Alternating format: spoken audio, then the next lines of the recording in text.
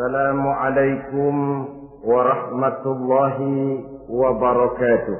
Waalaikumsalam warahmatullahi wabarakatuh. Bismillahirrahmanirrahim. Alhamdulillahi rabbil alamin. Wassalatu wassalamu ala ashrafil anbiya'i wal mursalin, imamil muttaqin, sayyidil ghurril muhajjalin, wa ala alihi wa sahbihi ajma'in, amma ba'du. Saudara-saudara kaum muslimin rahimakumullah, pada pertemuan terdahulu sudah kita bicarakan tentang memperbaiki akhlak, baik akhlak kepada Allah Subhanahu wa ta'ala, akhlak kepada sesama manusia, maupun akhlak kepada makhluk Allah lainnya di luar manusia. Kemudian secara umum Al-Imamul Ghazali rahimahullah membagi akhlak dalam dua bagian besar. Pertama, apa yang oleh beliau dinamakan al-akhlakul mahmudah, yaitu akhlak yang terpuji. Seseorang yang kepada Allah ia bertauhid, dalam pergaulannya dengan sesama manusia ia mempunyai sifat-sifat yang terpuji, seperti rendah hati, sabar, jujur, ikhlas, dan lain sebagainya. Kemudian dalam sikapnya kepada makhluk Allah di luar manusia, ia dapat mengembangkan nilai-nilai ihsan sesuai dengan tuntunan imannya. Ini seluruhnya dinamakan al-akhlakul mahmudah atau akhlak yang terpuji. Kemudian yang kedua oleh beliau dinamakan al-akhlakul mazmumah, yaitu akhlak yang tercela. Seseorang yang di dalam sikapnya kepada Allah mempunyai sifat-sifat kufur, baik dalam bentuk kemusyrikan, kemunafikan, atau hal-hal yang bisa menyebabkan ia menjadi murtad. Lalu dalam pergaulannya dengan sesama manusia, ia mempunyai sikap yang tidak terpuji, sombong, ria, ujub, dusta, khianat, suka menggunjing dan memfitnah, dan lain sebagainya. Sedangkan sikapnya kepada makhluk Allah di luar manusia, ia senantiasa menimbulkan kerusuhan. Itu seluruhnya dinamakan dengan al-akhlakul mazmumah atau akhlak yang tercela. Untuk memperoleh akhlak yang baik, yang dalam bahasa populernya dinamakan al-akhlakul karimah, para ulama sufi memberikan tuntunan. Pertama, melalui jalan yang disebut takhalli. Yang kedua, tahalli. Dan hasilnya nanti akan membuahkan tajalli. Takhalli artinya mengosongkan diri dari segala macam sifat yang tercela. Sombongnya dibuang, riyaknya dihilangkan, suka fitnahnya musnah, dustanya hilang. Itu semuanya dinamakan takhalli, mengosongkan diri dari seluruh sifat-sifat yang tercela. Apabila ini sudah berhasil dilaksanakan oleh seseorang, ia naik kepada tingkat yang selanjutnya dinamakan tahalli. Tahalli artinya menghiasi diri dengan seluruh sifat-sifat yang terpuji.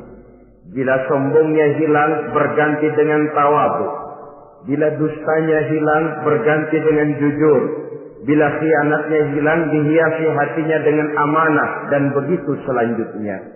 Hasil daripada tahalli, menghiasi diri dengan segala sifat-sifat yang terpuji, akan mengantarkan orang untuk sampai kepada tajalli, bisa menyaksikan kebesaran Allah Subhanahu wa ta'ala.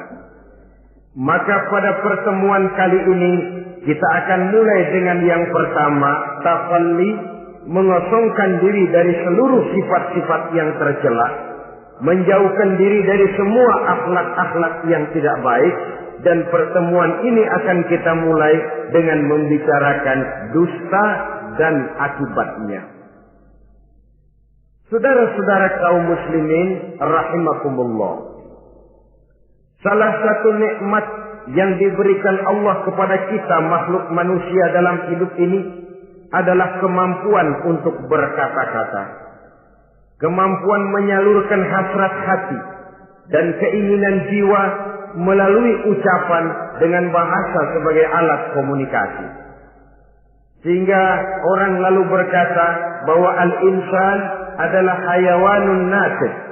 Manusia sebenarnya adalah binatang juga. Cuma saja manusia binatang yang pandai berbicara. Oleh karenanya ini merupakan satu nikmat yang sangat besar yang perlu kita syukuri. Lidah bisa menempatkan seseorang pada posisi yang tinggi. Lidah juga bisa menempatkan orang pada posisi yang paling rendah. Karena lidahnya orang dipuji, karena lidahnya orang dicaci maki dan dicela. Pendeknya seperti kata pepatah, al-lisan saghirul jirmi azimul jurmi. Lidah itu walaupun kecil bentuknya tetapi besar akibatnya. Hampir sebagian besar dari kesulitan-kesulitan yang menimpa manusia pada mulanya disebabkan oleh lidahnya. Sehingga pepatah mengatakan salamatul insan fi hifdzil lisan. Manusia akan selamat apabila dia pandai menjaga lidahnya. Seperti orang kita bilang, lidah tidak bertulang. Artinya bicara kadang-kadang demikian enak, bicara kadang-kadang demikian nikmat, tidak terasa akan membawa akibat yang tidak pernah kita perhitungkan sebelumnya.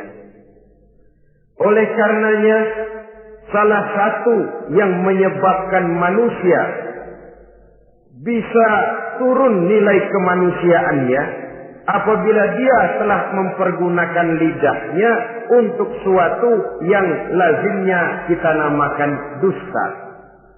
Apa sebenarnya dusta itu? Dikatakan al-kadzib huwa adamu mutabaqatil khabar lil waqi'.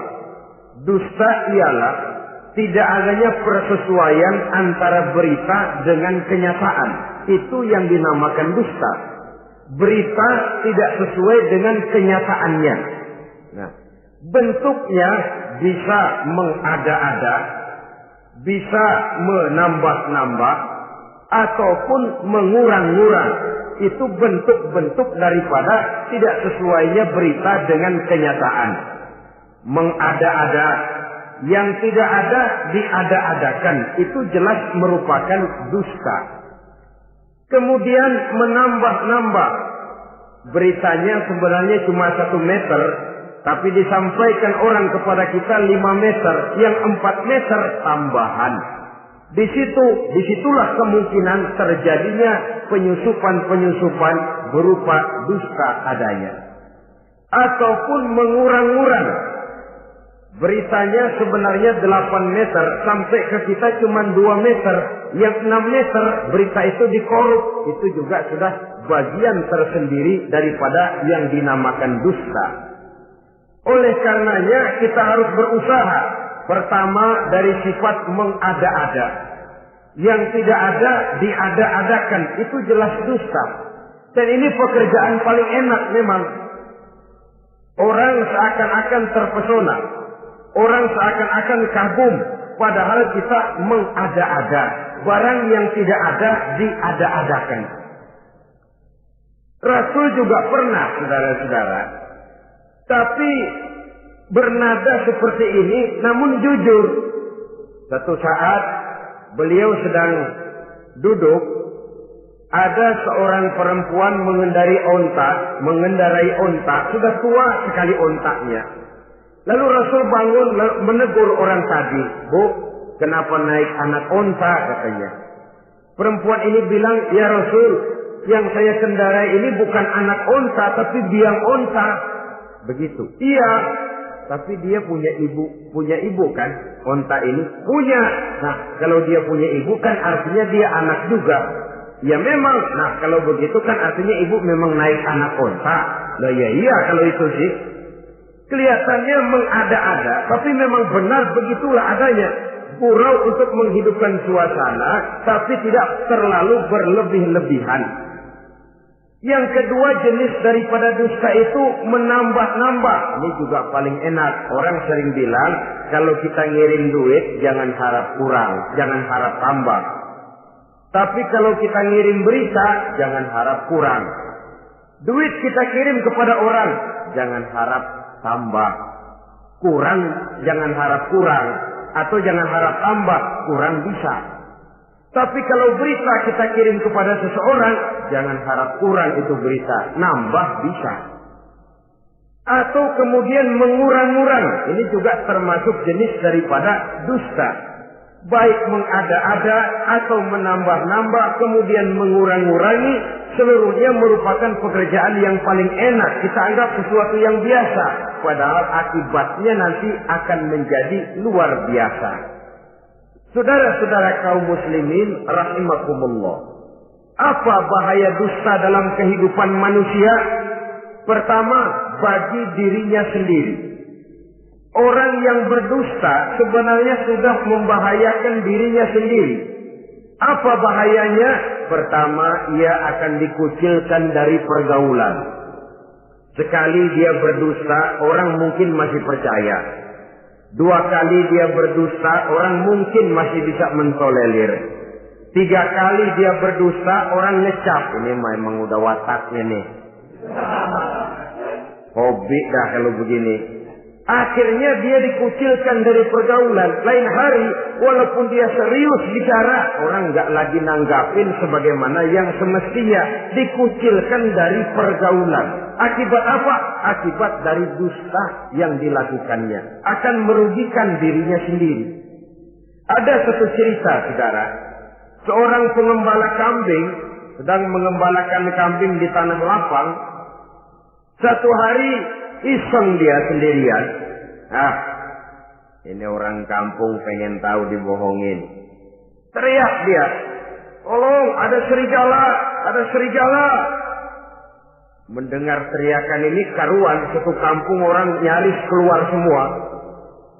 Yang bawa pentungan, yang bawa golok, yang bawa pisau. Mana serigalanya mana? Ini pengembala tadi nyengir. Kagak ada. Gua bohongin lo. Sudah, pulanglah orang kampung ini. Sekali, besoknya begitu lagi. Keluar lagi orang kampung, ternyata juga tidak ada serigala. Pada hari yang ketiga, serigalanya benar-benar datang. Si pengembala tadi pucat, lalu teriak-teriak, tolong ada serigala datang. Nah orang kampung udah nandain. 2 kali kita dibohongin, ini paling dia bohong lagi. Satu pun tidak ada orang kampung yang keluar untuk menolong. Akhirnya kambingnya habis dimakan oleh serigala. Yang rugi dirinya sendiri. 1 kali dia bohong, orang percaya mungkin. 2 kali dia bohong, orang masih tolerir. 3 kali dia bohong, orang nandain. Terkucil dari pergaulan akibat daripada perbuatan dusta. Oleh karenanya saya yakin tidak seorang pun di antara kita yang suka berteman dengan seorang pendusta. Karena apa? Seorang pendusta tidak akan segan-segan menjual temannya sendiri. Mengkambing hitamkan temannya sendiri. Artinya juga merusak pergaulan di dalam kehidupan ini. Penyakit yang bahaya yang kedua bagi diri orang yang berdusta itu sendiri, sifat dusta menyuburkan watak munafik. Nabi bersabda, ayatul munafiqi salatun. Tanda-tanda orang munafik itu ada 3. Tandanya, biasanya kalau tandanya ada, ya munafiknya insya Allah ada. Apa tanda orang munafik itu? Pertama, iza haddatsa kadzdzaba. Apabila berbicara selalu bohong. Belum pernah kalau bicara enggak bohong. Bohong itu sudah jadi lalapnya. Artinya enggak sumbrah ngomong kalau enggak dicampuri bohong. Seperti kurang enak makan kalau tidak pakai lalap. Ada saja bohong yang dibuat-buatnya. Ini ciri atau tanda daripada orang-orang munafik. Apabila berbicara selalu berdusta. Satu. Yang kedua, wa iza wa'ada akhlafa. Apabila berjanji dia selalu ingkar. Selalu ingkar tanpa uzur yang dibenarkan oleh syar'i, itu termasuk ciri daripada orang-orang munafik. Karena itu kita oleh agama diajarkan jangan memastikan sesuatu. Pernah Rasulullah ditegur oleh Allah Subhanahu wa taala ketika datang orang bertanya, "Ya Rasul, Ashabul Kahfi itu sebenarnya berapa orang jumlahnya?" Ada yang bilang 5 orang, 6 dengan anjingnya. Ada yang bilang 6 orang, 7 dengan anjingnya. Ada yang bilang 8 orang, 9 dengan anjingnya. Yang benar yang mana Rasul? Rasul menjawab, besok. Jawabannya besok. Kenapa Rasul berani mengatakan jawabannya besok? Sebab beliau ngandelin. Biasanya kalau ada pertanyaan dari umat, lalu turun wahyu sebagai jawaban atas pertanyaan tadi. Sudah. Besoknya dari pagi Rasul nunggu wahyu turun. Enggak turun. Besok nunggu lagi. Enggak turun juga. Bingung. Sekali turun malah negur beliau. Wala taqulanna li syai'in inni fa'ilu dzalika ghadan illa ayyasha Allah. Kalau belum apa-apa Muhammad jangan berani ngeduluin. Besok. Semuanya hanya bisa terjadi dengan izin Allah. Illa ayyasha Allah. Oleh sebab itu harus diawali dengan insya Allah. Insya Allah besok saya pasti datang. Insya Allah ya karena kita beriman kepada Allah. Kepastian di tangan Allah. Pastinya karena kita memang berniat benar ingin datang. Kita kadang-kadang insya Allah ini jadi lalap sih. Asal dia bilang insya Allah udah tulen kagak mau dah. Besok ya, insya Allah enggak ya. Ini salah kaprahnya kita, saudara-saudara. Yang ketiga, ciri daripada orang munafik itu wa iza tumina khana. Apabila dipercaya ia selalu berkhianat. Tidak pandai menjaga amanah dalam kehidupan ini. Tidak boleh mendapat satu kepercayaan lalu dikhianatinya kepercayaan itu. Maka jangan lupa bahwa kita diberikan lidah, kita diharuskan memelihara lidah. Dengan apa? Menjaganya daripada sifat-sifat dusta. Apabila berjanji, kita berusaha menepati. Apabila dipercaya, kita berusaha menjaga amanah. Kenapa? Mencari kepercayaan itu sulit, saudara. Tetapi memelihara kepercayaan itu jauh lebih sulit. Apalagi kalau yang bernama rahasia. Rahasia itu memang selama masih ada dalam hati. Kalau sudah kita bicarakan kepada orang lain, itu sudah bukan rahasia lagi sifatnya. Memang sih pada mulanya kita bisa ngomong. Nih gue ngomong begini nih sama lu doang nih. Lu jangan ngomong-ngomong sama yang lain ya. Nanti yang kita ajak ngomong lagi sama orang lain. Nih sama lu doang nih.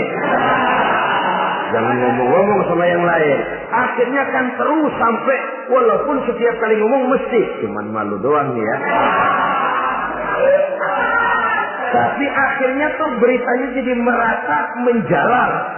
Kenapa? Rahasia adalah apa yang ada di dalam hati. Jikalau sudah kita bicarakan kepada orang, sudah bukan rahasia lagi namanya. Apalagi sifat manusia. Kalau dia lagi seneng sama kita, jangankan perbuatan kita yang baik, perbuatan kita yang salah pun masih dibenarkannya juga. Tapi kalau dia sudah jengkel sama kita, jangankan kita main judi, kita ngaji masih salah. Itu kalau orang sudah nggak senang itu ya begitu. Dia benci sama kita. Jangankan kita main judi, kita baca Quran masih salah. Tapi kalau dia senang sama kita, hampir matanya itu hilang dari penilaian-penilaian yang objektif. Oleh karenanya sifat dusta menyuburkan sifat kemunafikan di dalam diri seseorang. Yang diantara tandanya tadi, iza haddasa kadzaba. Apabila berbicara, ia selalu berdusta. Kemudian bahaya yang ketiga, orang yang selalu berdusta jauh dari ketenangan. Sebab apa? Pada saat kita mendustai seseorang, orang itu mungkin percaya. Tapi makin dia percaya, makin tersiksa batin kita. Kenapa? Hati kita sendiri ngomong, lu percaya kok gue bohongin? Kita sendiri tahu bahwa kita bohong. Itu yang menyiksa batin. Jauh dari ketenangan. Apalagi akan timbul satu sifat was-was. Ntar dia tahu. Bagaimana kalau rahasia ketahuan? Bagaimana kalau dia tahu saya bohong? Ini akan menyebabkan seseorang jauh dari ketenangan hidup. Makin rajin dia berdusta, makin tersiksa jiwanya. Lain kalau hatinya sudah mati. Dusta memang sudah jadi profesinya, kebiasaannya. Tidak merasa menyesal, tidak merasa berbuat salah. Dusta itu sudah jadi hobi. Sehingga enak saja. Hati sudah jadi mati kalau sudah begitu. Dan sepanjang hati sudah jadi mati, itulah yang paling kita khawatirkan. Artinya nilai kita adalah bangkai berjalan dalam pandangan Allah Subhanahu wa ta'ala. Saudara-saudara kaum muslimin rahimakumullah. Oleh karenanya membahayakan diri sendiri dosa itu. Yang kedua, berbahaya bagi masyarakat banyak. Tentu saja apabila status sosial kita tinggi, makin luas akibat daripada kedustaan kita. Seorang kepala rumah tangga yang berdusta, seluruh keluarganya jadi rugi. Seorang kepala kampung yang berdusta, rakyat sekampungnya rugi. Seorang gubernur berdusta, rakyat satu provinsi rugi. Seorang pemimpin negara berdusta, rakyat satu negara rugi. Makin tinggi status sosial, makin besar akibat daripada suatu dusta. Oleh karenanya, menimbulkan keresahan di tengah masyarakat. Masyarakat itu apa? Dimulai dari masyarakat yang paling kecil, rumah tangga. Kalau satu rumah tangga sudah diwarnai oleh sesuatu yang bernama dusta, maka ketenangan, ketentraman, kebahagiaan rasanya akan sulit terwujud di dalam rumah tangga itu sendiri. Seorang istri apabila sudah pandai mendustakan suaminya, maka itu sudah berarti memulai keretakan dalam kehidupan rumah tangga, menimbulkan benih-benih ketidakpercayaan. Apabila seorang suami sudah mulai mempunyai titik ketidakpercayaan kepada istrinya lagi, itu sudah menandakan retaknya basis kehidupan rumah tangga. Istri yang mendustakan suaminya, umpamanya diberikan nafkah, lalu mestinya sebenarnya sudah diperhitungkan cukup, uang masih ada, dikatakannya habis, dan lain sebagainya. Akibatnya nanti si suami mikir-mikir, kan menurut perhitungan duit masih cukup, kenapa sudah habis? Nah, oleh karena istrinya tidak jujur, suaminya juga mulai berusaha tidak jujur lagi. Mendapat penghasilan besar, mengaku sedikit. Kalau sudah begitu, saling dusta mendustai pun sudah dimulai. Nanti akan terus meresap kepada kehidupan daripada anak-anak sebagai anggota di dalam rumah tangga kita. Saudara-saudara, oleh karenanya rumah tangga bisa saja berantakan, menjadi kacau, baik karena dusta istri, dusta suami, dusta anak, atau dusta orang lain menyulut dan mengganggu rumah tangga kita. Suaminya lagi enak-enak duduk di depan rumah, datang laporan. Kamu kok tenang saja di rumah? Memangnya kenapa? Istrimu, waduh. Ya memang kenapa istri? Waduh. Itu tadi naik bajai berdua. Kamu orang laki. Ya memang supir bajai, masih dia sendiri. Tapi kalau berita ini digunting, dikat sampai di situ, kan nanti ini sudah menimbulkan suami mendengar istrinya naik bajai berdua dengan orang laki, tentu marah. Pulang istrinya sudah payah-payah dari pasar, dicaci maki dan lain sebagainya. Apa ini? Akibat dari omongan dari lidah yang memang kecil dan tidak bertulang itu, tapi sungguh sangat besar akibatnya. Kemudian juga pergaulan. Berapa banyak saudara jauh dari saudaranya, teman berpisah dengan temannya, tetangga marah dengan tetangganya akibat daripada perbuatan lidah, daripada ucapan lidah ini. Akibat daripada yang bernama dusta ini. Oleh karenanya, saudara-saudara, dusta pun merusak pergaulan. Kemudian usaha. Satu kali kita berdusta, mungkin usaha mendatangkan untung. 2 kali kita berdusta, masih bisa mendatangkan untung. 3 kali kita berdusta, orang akhirnya akan mengadakan perbandingan. Ini kadang-kadang dalam usaha, dalam dagang, dusta juga bisa jadi lalat. Orang nawar dagangan kita, berapa harganya bang? 500. 300 ya, tadi ada yang nawar 400, saya nggak jual. Padahal kagak ada yang nawar. Dia buat sedemikian rupa. Atau kadang-kadang tidak segan-segan memakai sumpah untuk membela kebohongannya. Ya, walaupun sebenarnya bukan sumpah, karena sumpah itu harus dengan lafzul jalalah, wallahi atau billahi atau demi Allah. Kadang-kadang dengan kata-kata yang kasar. Modalnya cuma 500. Tapi ketika ditawar orang, yang bener aja nawar bu. Padahal ini saya beli modalnya aja 700 perak, biar mampus nih. Dia beli cuma 500, ngaku modalnya 700 pakai biar mampus lagi. Saudara hadirin yang saya hormati, sepintas mungkin orang percaya, mungkin orang lain tergerak untuk membeli, tapi kemudian keuntungan yang didapat dengan jalan berdusta itu bisakah membawa berkah dalam kehidupan kita? Rasanya tidak. Dan kalau sudah tidak membawa berkah, maka itu keuntungan itu tidak lagi akan mendatangkan ketenangan di dalam kehidupan. Oleh karenanya menjaga lidah ini memang berat. Sehingga dalam satu hadis lain Nabi bersabda, al-jannatu mustaqatun ila arba'ati nafar. Surga rindu, surga kangen kepada 4 macam manusia. Ini model. Biasanya manusia yang kepengen benar masuk surga, ini malah surganya yang rindu, kangen benar kepengen dimasuki oleh 4 macam manusia. Siapa mereka? Pertama, taliyil Quran. Orang yang gemar, hobi membaca Al-Quranul Karim. Orang yang gemar membaca Al-Quran dirindukan oleh surga. Apa membaca sekedar membaca? Ya, membaca Quran dan beribadah dari sebab membaca itu mengerti atau tidak mengerti artinya.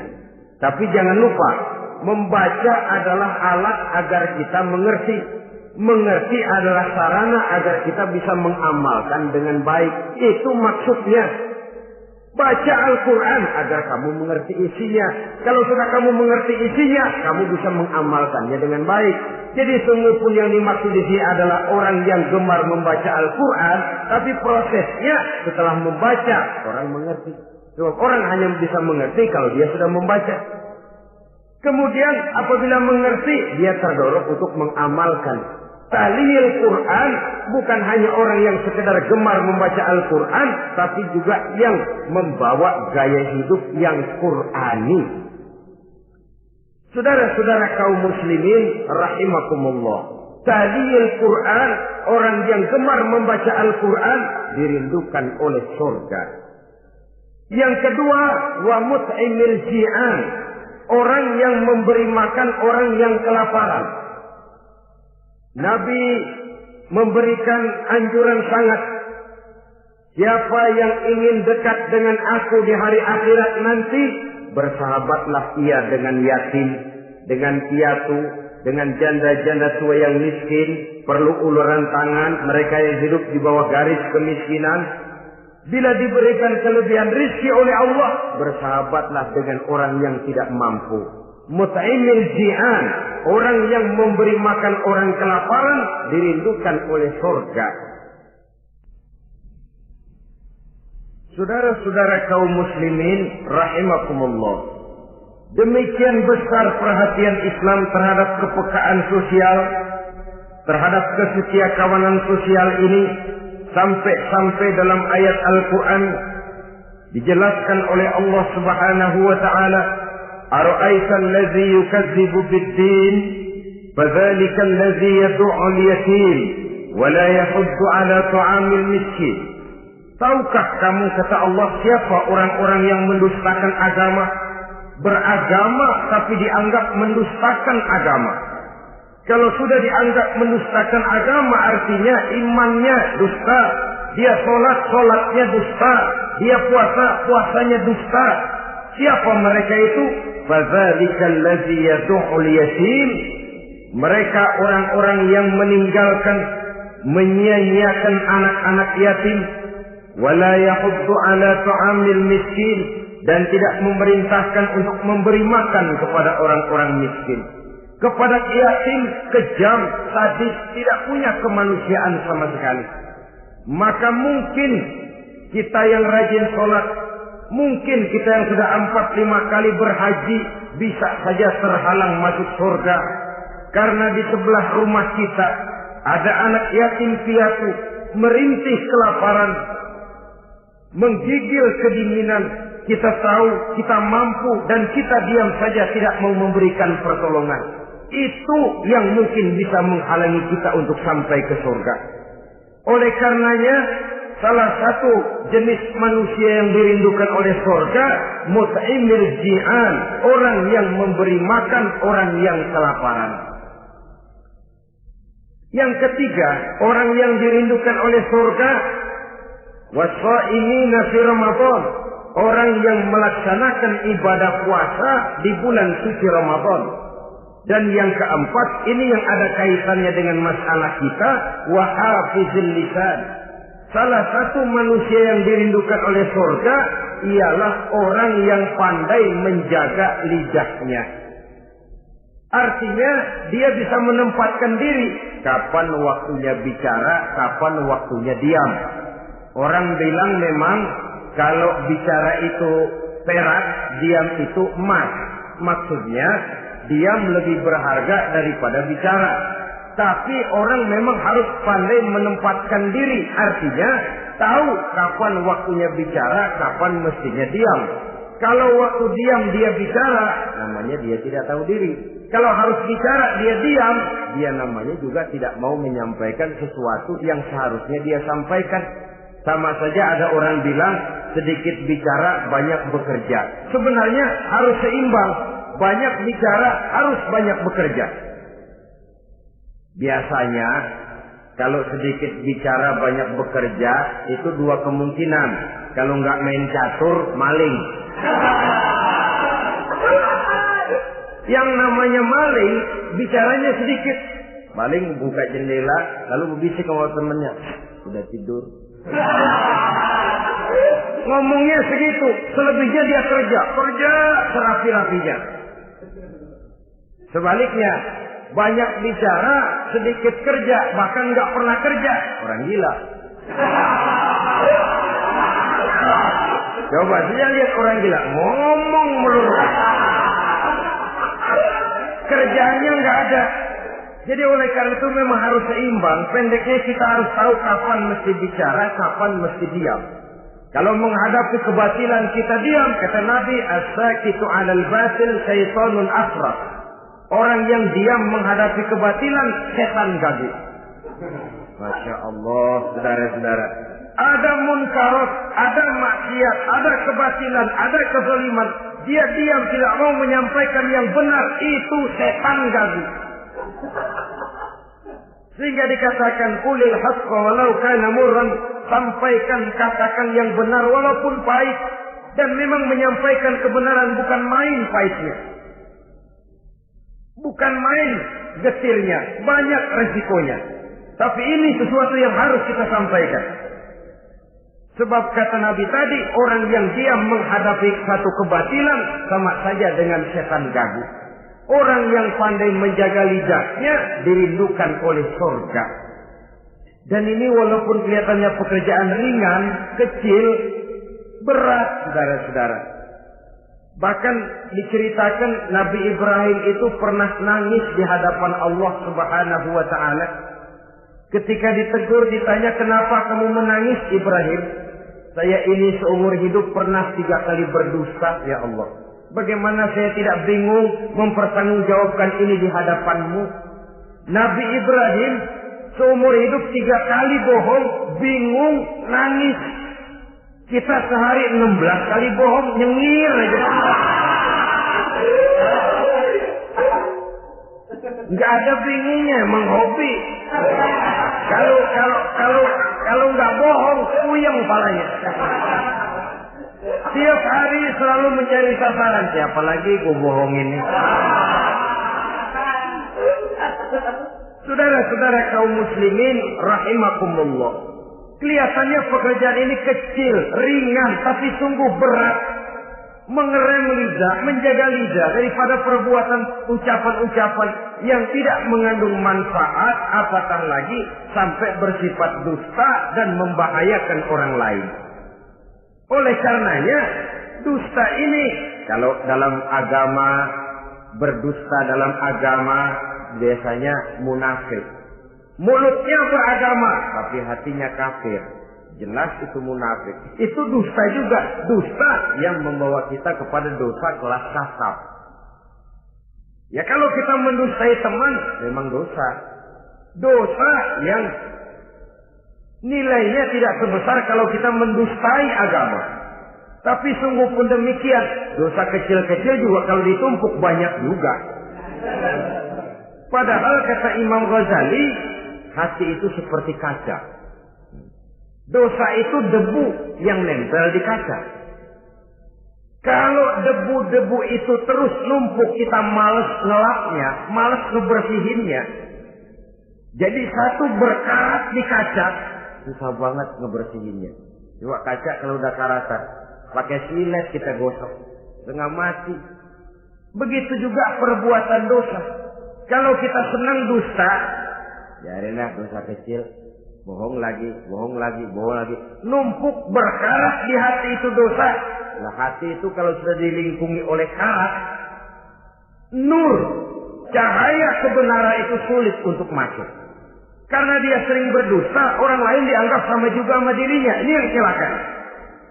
Oleh karenanya timbul sifat menyamakan orang lain dengan keadaannya sendiri. Dikala itu hati yang sudah penuh dengan noda-noda dosa itu sudah berkarat sehingga sulit untuk dibersihkan lagi. Itu sebabnya Nabi berpesan, ittaqillaha haitsu ma kunta wa atbi'is sayyi'atal hasanata tamhuha wa khaliqin nasa bi khuluqin hasanin. Bertakwalah kamu kepada Allah dimanapun saja kamu berada. Bertakwa dimanapun saja kamu berada. Di pasar takwa kita, di kantor takwa kita, di masjid takwa kita, di rumah tangga bertakwa kepada Allah dimanapun saja kamu berada. Kita sih kadang-kadang takwa juga, cuman musinan. Takwa kita pakai tempat. Asal lagi duduk di masjid, dengerin pengajian, denger kiai pidato, manggu takwa bener. Aduh. Keluar dari masjid, teler aja lagi.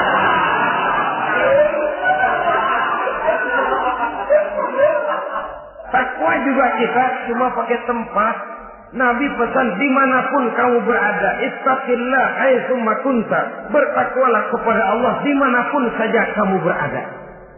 Wa atbi'i sayyi'atal hasanah tamhuha. Ikuti perbuatan salahmu dengan kebaikan, niscaya kebaikanmu akan menghapus kesalahan yang kamu kerjakan. Kalau sadar kita, ya Allah tadi berdusta, astagfirullah, perbanyak istighfar. Ikuti. Jadi begitu tuh kaca kena debu, lap. Kena debu lagi, dilap lagi. Kena debu, dilap lagi. Insya Allah tidak sampai berkarat. Jangan lalu nunggu. Ntar aja dah taubat, udah tua-tuaan dikit. Kayaknya umur dia yang ngatur. Saudara-saudara, oleh karenanya ikuti perbuatan salah dengan kebaikan. Terselip kita berbuat salah, iringi dengan sedekah. Terselip kita melakukan dosa, iringi dengan istighfar. Melihat sesuatu yang haram, astagfirullahaladzim. Lalu dipalingkan, jangan mulut astagfirullah, mata melotot.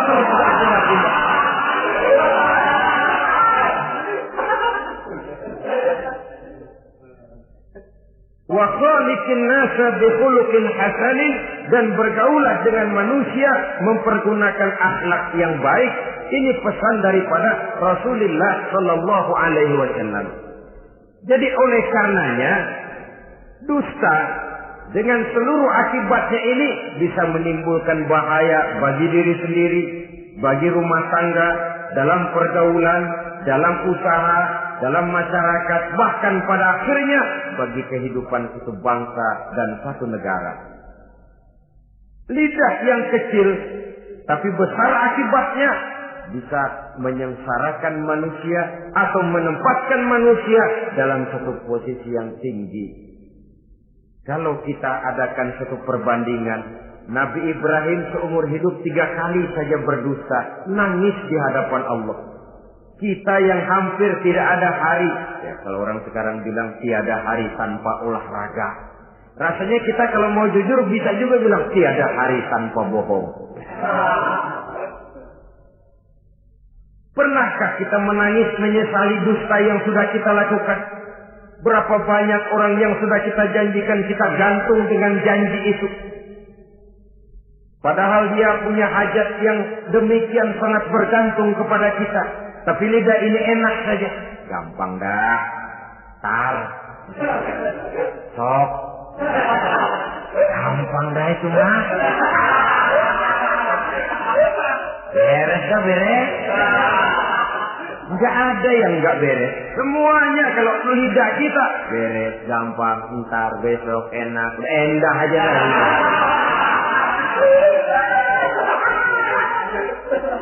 Habis orang kita gantung dengan harapan. Padahal kita tidak bermaksud memberikan harapan itu. Sementara kita melangkah melenggang dengan senyum, sedang orang lain menggerutu. Saudara-saudara kaum muslimin rahimakumullah, ini pada gilirannya akan kembali penyakitnya kepada diri kita juga. Menyuburkan watak munafik, mengucilkan kita dalam pergaulan, dan menjauhkan kita daripada ketenangan hidup. Karenanya dusta memang berbahaya. Dalam perjuangan, dusta akan menimbulkan watak pengkhianatan. Dusta juga bisa menyebabkan munculnya musuh-musuh dalam selimut, yang pura-pura berteriak membantu perjuangan tapi di belakang mencari titik kelemahan kita. Oleh karenanya, mencari teman yang bisa diajak tertawa itu gampang. Mencari teman yang mau diajak menangis itu sulit. Mencari teman yang mau diajak nyanyi banyak. Tapi mencari teman yang mau diajak berkeluh kesah itu yang langka. Oleh karenanya, di dalam kehidupan ini untuk menjaga lingkungan pergaulan, mari kita berusaha untuk menjaga lidah dengan sebaik-baiknya. Nah, apa semua bohong tidak boleh? Ada bohong yang ditolerir. Di antaranya kata Nabi, salasun laisa minal kazzab. Ada 3 macam bohong yang tidak dianggap bohong. Bohong tapi tidak dianggap bohong. Dusta tapi tidak berdosa. Kalau memang harus bohong, carilah bohong yang tidak dosa. Bahkan insya Allah ada pahalanya kalau kita ikhlas. Apa itu? Pertama, hadisul rajulu limar'atihi au hadisul mar'atu li zawjiha. Bohongnya seorang suami untuk menyenangkan hati istrinya. Enggak apa-apa. Untuk menyenangkan hati istrinya. Misalnya suami pulang dari kantor perutnya lapar. Begitu makan nyobain sayur asinnya luar negeri.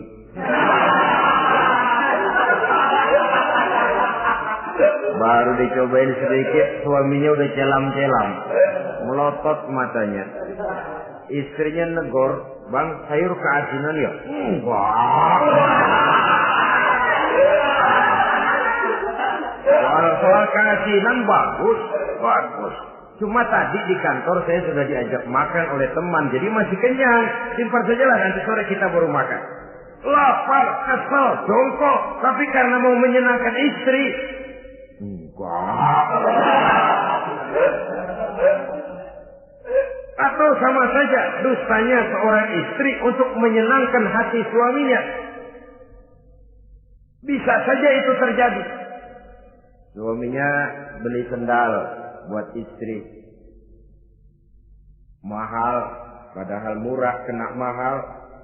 Warnanya gak enak dilihat, potongannya norak. Suami istri tahu kalau itu sendal murah. Suaminya tanya, "Bagaimana, Bu, sendal yang saya beli?" Waduh, cakep bener, Bang. Luar biasa. Tangga kita mana ada yang pakai sendal begitu. Memang kagak ada, jelek.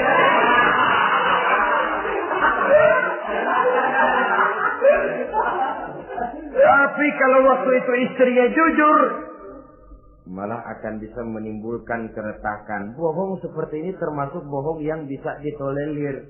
Untuk menyenangkan hati istrinya atau untuk menyenangkan hati suaminya. Tapi lalu jangan dieksploitir.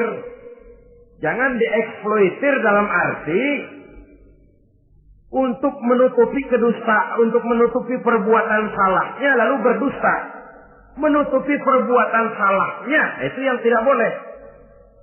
Sebab bagaimanapun ditutupi, perbuatan salah toh akhirnya akan naik juga ke permukaan. Yang kedua, al-kazib li islahi zatil bain. Dusta untuk mendamaikan dua orang yang sedang berselisih. Itu boleh. Malah Raja Iblis, kalau ada dua orang yang sedang berselisih, marahan kita jadi tukang sulut, tukang ngipasin. Datang ke sana ngipasin, datang kemari ngipasin. Tidak mendamaikan. A marah sama B. Datang kita sama A katanya kamu marahan sama B. Ya itu B kurang aja. Enggak begitu. Saya kemarin ketemu di si B, dia bilang kangen sama sampean, pengen ngobrol sama-sama. Padahal B enggak pernah ngomong apa-apa. Dia bohong, dia olah sedemikian rupa supaya orang yang berselisih jadi damai. Itu bohong yang berpahala malah. Yang ketiga, bohong untuk menyelamatkan jiwa seseorang. Itu boleh. Ada orang mau membunuh. PKI nyari ustadz.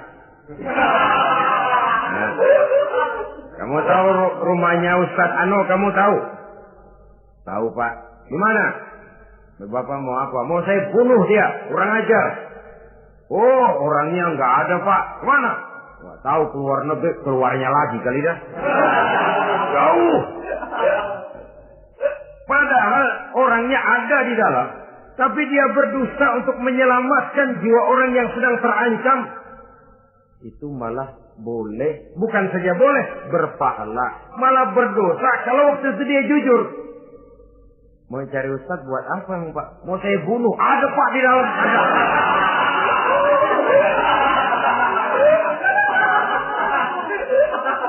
Sentimen, kalau perlu saya bantuin, Pak. Ada.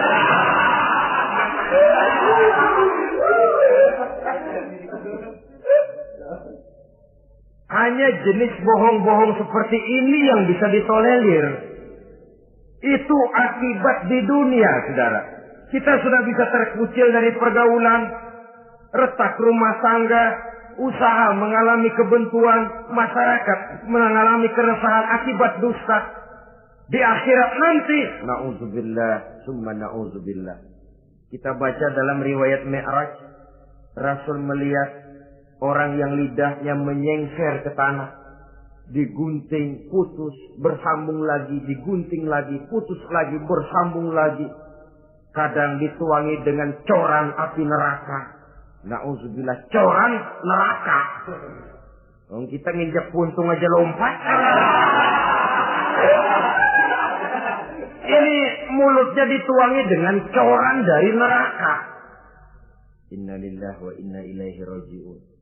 Ya, tapi kalau dituangi coran begitu dari neraka kan terus mati sekaligus. Ya, kalau terus mati lumayan. Neraka itu kata Quran, kullama nadijat juluduhum baddalnahum juludan ghairaha liyazuqul azab. Tiap kali hancur kulitnya, kami buatkan kulit yang baru. Diazab lagi, hancur lagi, dibuatkan lagi. Untuk apa begitu? Liyazuqul azab, biar dia rasain. Kalau sekali kemplang mati mah enak.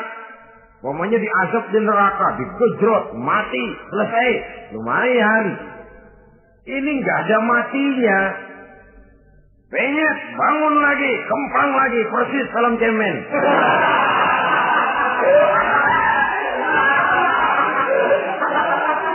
Cuma kalau film cemen mah film, dan itu jelas dusta, di neraka orang tidak kenal mati. Hancur jasadnya, dibuatkan lagi, diazab lagi, dan begitu selanjutnya. Jangan lalu berhitung. Kalau dosanya kebanyakan kan malaikat Malik gemes, ntar dilemparin ke neraka, kelebihan liwat. Jadi nggak mampir di neraka. Ya nggak mungkin, saudara-saudara. Tiap kali hancur kulitnya, diganti dengan kulit yang baru. Untuk apa itu? Liyazuqul azab. Biar dia rasakan benar azab itu. Allahu Akbar. Sudah di dunia dia mendapat akibat yang sedemikian rupa dan punya akibat buat yang lain.